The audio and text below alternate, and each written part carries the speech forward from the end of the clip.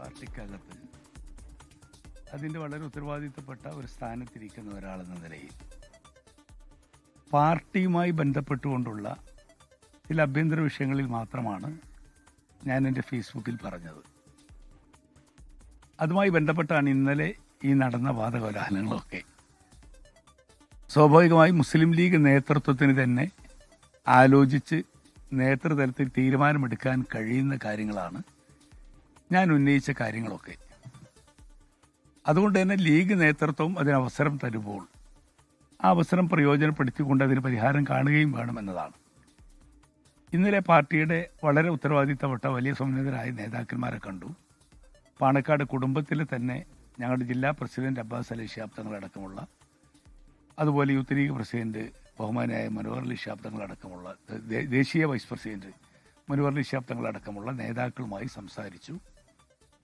അതുമായി ഞങ്ങൾ ഇന്നലെ എൻ്റെ മുമ്പിലുള്ള എൻ്റെ പ്രയാസങ്ങളും കാര്യങ്ങളുമൊക്കെ അവരുടെ മുമ്പിൽ ഞാൻ അവതരിപ്പിച്ചു. എന്താണ് എനിക്ക് പറയാനുള്ളത്? ആ വിഷയങ്ങളൊക്കെ അവർ വളരെ ഗൗരവപൂർവ്വം തന്നെ കേൾക്കുകയും വളരെ അനുകൂലമായ രീതിയിൽ തന്നെ അതിനോടുള്ള പ്രതികരണങ്ങൾ ഉണ്ടാവുകയും ചെയ്തു. അതുകൊണ്ട് തന്നെ ഇനിയും ഞങ്ങളുടെ പാർട്ടിയുടെ സമുന്നതരായ ഒട്ടേറെ നേതാക്കളുണ്ട്. ആ നേതാക്കളുമായൊക്കെ ആശയവിനിമയം നടത്തുന്നുണ്ട്. അങ്ങനെ പാർട്ടിക്കകത്ത് തന്നെയുള്ളൊരു വിഷയം എന്നുള്ള രീതിയിലാണ് ഇതിനെ ഞാൻ കാണുന്നത്. അതിനപ്പുറം മറ്റേതാളുകൾ എന്ത് പറയുന്നു എന്നത് എൻ്റെ മുമ്പിലുള്ള വിഷയമല്ല. അവിടെയാണ് ഇപ്പോൾ ഞാൻ നിൽക്കുന്ന എൻ്റെ ഒരു നിലപാട്. ഈ കാര്യം തുടക്കത്തിൽ തന്നെ ആവാമായിരുന്നില്ലേ? ഫേസ്ബുക്ക് പോസ്റ്റിടേണ്ട ആവശ്യമുണ്ടായിരുന്നു? നേരത്തെ തന്നെ നേതൃത്വത്തെ അറിയിച്ചു കഴിഞ്ഞാൽ പ്രശ്നം പരിഹരിക്കപ്പെടുമായിരുന്നില്ലേ?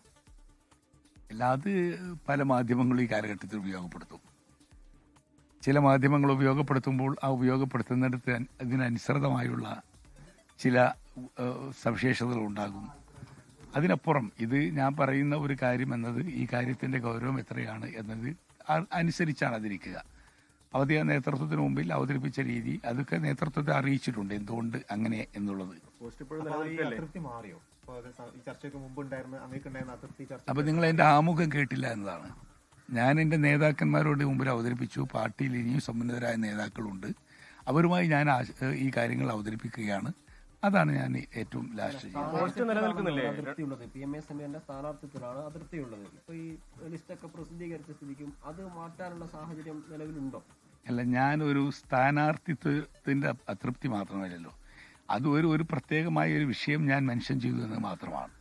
അതിനപ്പുറം ഓരോ കാര്യങ്ങളുണ്ടാകും. ഒരു പാർട്ടിക്കകത്ത് അത്തരത്തിലുള്ള വിഷയങ്ങളൊക്കെ ഉണ്ടാകും. ഞാൻ ആത്യന്തികമായി നിങ്ങൾക്കറിയാം, ഞാൻ മുസ്ലിം ലീഗുകാരനാണ്. ലീഗിന് അടിസ്ഥാനപരമായി പതിറ്റാണ്ടുകളോളം ലീഗിൻ്റെ പൊതുവേദികളിലും ലീഗിൻ്റെ ചർച്ചകളിലും ലീഗിൻ്റെ എല്ലാ വേദികളിലും പ്രത്യക്ഷപ്പെടുന്ന ഒരാളാണ്. ഇന്നും പാർട്ടിയുടെ ഔദ്യോഗിക സ്ഥാനത്തിരിക്കുന്ന ആളാണ്. അതിനേക്കാളുപരി പാണക്കാട് കുടുംബത്തിൻ്റെ തീരുമാനങ്ങളിൽ വളരെ കൃത്യതയോടുകൂടി ആ തീരുമാനം ഉണ്ടാകും, അത് എപ്പോഴും സത്യസന്ധമായിരിക്കും എന്ന് വിശ്വസിക്കുന്ന ഒരാളാണ്. പക്ഷെ അതുകൊണ്ട് അങ്ങനെയുള്ളൊരു തീരുമാനങ്ങളും കാര്യങ്ങളും വരുമ്പോൾ ആ തീരുമാനത്തോടൊപ്പം നിൽക്കുകയും അത്തരത്തിലുള്ള കാര്യങ്ങളിൽ എന്തെങ്കിലും സംശയങ്ങളുണ്ടെങ്കിൽ ആ സംശയം ദൂരീകരിക്കുകയും ചെയ്യണം. ആ സംശയ ദൂരീകരണം നടത്തുക എന്നത് മാത്രമാണ് നമ്മൾ ചെയ്യുന്നത്. അത് സ്വാഭാവികമായും അതിനനുസൃതമായ തീരുമാനം ഉണ്ടാകും. അത് കഴിഞ്ഞതിന് ശേഷം ഞാൻ ആരട്ടെ എൻ്റെ നേതൃത്വത്തിൽ ഇന്ന് വരെയുള്ള എൻ്റെ പാർട്ടിയിലുള്ള എൻ്റെ നേതൃത്വത്തിലുള്ള വിശ്വാസത്തിന് ഒരു ചാഞ്ചല്യവും ഉണ്ടായിട്ടില്ല. ആ ചാഞ്ചല്യം ഉണ്ടാകുന്ന ഒരു സാഹചര്യം സൃഷ്ടിക്കപ്പെട്ടിട്ടില്ല. അതുകൊണ്ട് പാർട്ടി തലത്തിൽ തന്നെ അതിനുള്ള പരിഹാര മാർഗങ്ങൾ തേടുകയാണ്. തീർച്ചയായും അത് ഉണ്ടാകുമെന്നാണ്. സ്ഥാനാർത്ഥിയാകില്ല, ലീഗ് വിടില്ല, അങ്ങനെ തന്നെയാണ് തീരുമാനം. അല്ല, ഞാൻ പറഞ്ഞല്ലോ, പാർട്ടി തലത്തിൽ അതിനുള്ള പരിഹാരങ്ങൾ എന്ത് ഞാനത് നിങ്ങൾ ചർച്ച ചെയ്യും, അതിനുശേഷം ഞാൻ പറയും. അതല്ല, ഈ പാണക്കാടേക്ക് ഇന്നലെ വിളിപ്പിക്കുകയാണോ ചെയ്തത്, അല്ല താങ്കൾ സ്വമേധയാ അങ്ങോട്ടേക്ക് പോവുകയായിരുന്നു? അല്ല, അത് ഏത് മാർഗങ്ങളിലും എടുക്കാം. കാരണം പാണക്കാട്ടേക്ക് ഞങ്ങൾ സ്വമേധയാ പോയാൽ പോലും അത് തെറ്റാണെന്ന് വിശ്വസിക്കുന്നവരല്ല. ഞാനത് പാണക്കാട് കുടുംബം വിളിപ്പിച്ചാലേ പോകൂ എന്നുള്ള ധിക്കാരമുള്ള രാഷ്ട്രീയക്കാരനല്ല, ലീഗുകാരനല്ല. പാണക്കാട് സയ്യിദ് സാദിഖ് വിശ്വാസങ്ങൾ ഒരു പ്രഖ്യാപനം നടത്തിയാൽ പിന്നീട് അതിനെ ചോദ്യം ചെയ്യുകയോ ഇത്തരത്തിൽ സോഷ്യൽ മീഡിയയിൽ പങ്കുവെക്കുകയോ ചെയ്യുന്നത് ഒരു പാർട്ടി ലൈനല്ല, അത് പാർട്ടി പ്രതിസന്ധിയിലാക്കുന്ന ലൈനാണ് എന്നാണ് നേതാക്കളൊക്കെ ഇന്നലെ പ്രതികരിച്ചത്. അങ്ങേക്കെതിരെയുള്ള രൂക്ഷമായിട്ടുള്ള വിമർശനമായിരുന്നു അത്. ആ വിമർശനങ്ങളൊക്കെ എങ്ങനെയാണ്? അല്ല, പാർട്ടിയെ പ്രതിസന്ധിയിലാക്കുക എന്നുള്ള തീരുമാനമൊന്നുമില്ല. പാർട്ടിയെ പ്രതിസന്ധിയിലാക്കണമെങ്കിൽ എന്തെല്ലാം പരിഹാര മാർഗങ്ങളുണ്ട്. അങ്ങനെ പ്രതിസന്ധിയിലാക്കാനുള്ള ഒരുപാട് വിഷയങ്ങളുണ്ടല്ലോ. അങ്ങനെ പാർട്ടിയെ പ്രതിസന്ധിയിലാക്കുക എന്നതല്ലല്ലോ, പാർട്ടിയുടെ ശ്രദ്ധയിൽ ഒരു കാര്യം കൊണ്ടുവരിക എന്നതാണ് ഉദ്ദേശിക്കുന്നത്.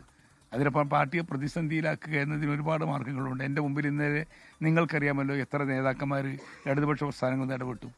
ഏത് നിയോജകമണ്ഡലങ്ങളും തുറന്നു കൊടുക്കുന്നു ആ രീതി ഞാൻ സ്വീകരിക്കുന്നില്ലല്ലോ. അതിലേക്കല്ലല്ലോ ഞാൻ പോയത്. ഞാൻ അപ്പോഴും എൻ്റെ പാർട്ടി നേതൃത്വത്തിൽ നിന്ന് ഇതിൽ തീർച്ചയായും അതിനനുകൂലമായ സാഹചര്യങ്ങളുണ്ട്. എൻ്റെ നേതൃത്വം ഞാൻ ഇന്നും മുസ്ലിം ലീഗ് പാർട്ടിയോടൊപ്പം നിന്നുകൊണ്ട് തന്നെ പരിഹാരം തേടുന്ന ഒരാളാണ്. അല്ല, അങ്ങനെ പിൻവലിക്കുക എന്ന് പറഞ്ഞാൽ ഒരു സാധനം കൊടുത്തതിന് ശേഷം അത് ഡിലീറ്റ് ചെയ്ത് കളയുക എന്ന് പറയുന്ന രീതിയാണ് നിങ്ങൾ ഈ പിൻവലിക്കുക എന്ന് ഉദ്ദേശിക്കുന്നത്. ആദ്യം അങ്ങനെ ഒരു നീക്കം ഉണ്ടായിരുന്നില്ല. ആദ്യത്തെ പോസ്റ്റ് നിങ്ങൾ തെറ്റിദ്ധരിച്ചപ്പോഴാണ് ഞാൻ അങ്ങനെ ചെയ്തത്. ആദ്യത്തെ പോസ്റ്റ് എന്താണ്? സെയ്ദ് മുഹമ്മദ് അലി ശിഹാബ് തങ്ങളുടെ ചിത്രം മാത്രം ഇട്ടു. ഞാൻ അത് കൊടുത്തിട്ട് ഞാൻ എന്ത് പറഞ്ഞു, ഇതുപോലെ പ്രവർത്തിക്കുന്നവരെ കണ്ടെത്തി തീരുമാനമെടുക്കാൻ കഴിയുന്ന അകക്കാമ്പുള്ളൊരു നേതാവ് ഉണ്ടായിരുന്നു എന്ന് പറഞ്ഞാൽ അതിൻ്റെ അർത്ഥം എന്താണ്? കാരണം കേരളത്തിൽ ഏറ്റവും കൂടുതൽ യുവാക്കൾക്ക് പ്രാതിനിധ്യം കൊടുത്തുകൊണ്ട് ലീഗിൻ്റെ ഒരു ലിസ്റ്റ് വന്ന ഘട്ടമാണിത്. ഒരുപാട് ചെറുപ്പക്കാർ, വനിതകളടക്കമുള്ള യുവാക്കളാണ് ഇതിലേക്ക് കടന്നു വന്നത്. ആ സാഹചര്യത്തിലാണ് ഞാൻ ആ പോസ്റ്റ് ഇട്ടത്. കാരണം എന്നെപ്പോലെയുള്ള ഞാനടക്കമുള്ള, അതുപോലെ തന്നെ ഡോക്ടർ MK മുനീർ അടക്കമുള്ള, മമ്മൂട്ടി സാഹിബ് അടക്കമുള്ള ഞങ്ങളുടെ യുവജന നേതാക്കന്മാരുടെ ഒരു നിര അന്ന് കടന്നു വന്നത് സെയ്ദ് മുഹമ്മദ് അലി ശിഹാബ് തങ്ങളുടെ കാലഘട്ടത്തിലെടുത്ത ആ സ്ഥാനാർത്ഥി ലിസ്റ്റിൻ്റെ പിൻബലത്തിലാണ്. അതിന് സമാനമാകുന്ന രീതിയിലാണ് ഈ സ്ഥാനാർത്ഥി ലിസ്റ്റ് എന്നാണ് എൻ്റെ മനസ്സിൽ ഉദ്ദേശ ലക്ഷ്യം. അത് വായിക്കുന്ന ഘട്ടത്തിൽ പിന്നീട് അത് കൂടുതൽ വ്യാഖ്യാനിച്ച് ഇതെന്തോ പാർട്ടിക്കെതിരായിട്ട് ഞാനിട്ടതാണ്, പുതിയ നേതാക്കന്മാർക്കെതിരാണ്, സാദിഖ് അലി ശിഹാബ് തങ്ങളുടെ ചിത്രമില്ല എന്നൊക്കെ പറഞ്ഞ് അതിന് വ്യാഖ്യാനിക്കാൻ തുടങ്ങിയപ്പോഴാണ് അതിൻ്റെ ഫുൾ സ്ട്രക്ചർ ഞാൻ കൊടുക്കാൻ നിർബന്ധിതനായത്. അത് വായിച്ചാൽ പിന്നെ ആർക്കും പരാതിയുമില്ലല്ലോ. അത് വളരെ കൃത്യമാണ്. മുസ്ലിം ലീഗ് നേതാവ് അബ്ദുറഹ്മാൻ രണ്ടത്താണി സംസാരിക്കുകയായിരുന്നു. എന്തായാലും അദ്ദേഹം ലീഗിൽ തുടരുമെന്നാണ് അദ്ദേഹത്തിന്റെ പ്രസ്താവന വന്നിരിക്കുന്നത്. ലോകത്തെവിടെയായാലും ഏത് സമയത്തും 24 വാർത്തകളും ഓഗ്മെന്റഡ് റിയാലിറ്റി പാക്കേജുകളും എക്സ്പ്ലെയിനറുകളും വിശദമായി കാണാൻ ഞങ്ങളുടെ യൂട്യൂബ് ചാനൽ നിങ്ങൾക്ക് സബ്സ്ക്രൈബ് ചെയ്യാം.